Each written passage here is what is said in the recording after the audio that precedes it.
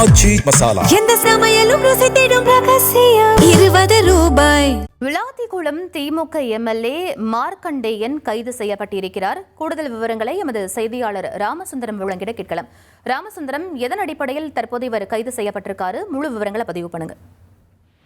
தூத்துக்குடி மாவட்டம் கோவில்பட்டி அருகே நேற்று முன்தினம் ஒரு பொதுக்கூட்டம் நடந்திருக்கிறது. அந்த பொதுக்கூட்டத்துல தமிழக முதலமைச்சர் குறித்து அவதூறு பரப்பும் வகையிலும் அவரை மிரட்டும் தோணியிலும் தூத்துக்குடி மாவட்டம் விளாத்திக்குளம் சட்டமன்ற உறுப்பினர் மார்க்கண்டேயன் பேசியதாக தெரிகிறது.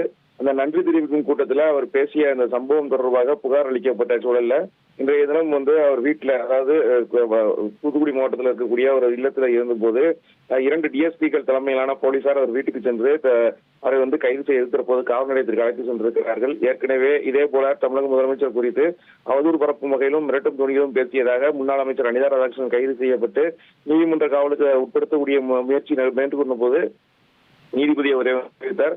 அதே போல இந்த சூழல்ல தற்போது விளாத்திக்குளம் சட்டமன்ற உறுப்பினரும் ஒருமையில் பேசியதாக, தமிழக முதலமைச்சர் குறித்து ஒருமையில் பேசியதாக அவர் கைது செய்யப்பட்டிருக்கிறார்.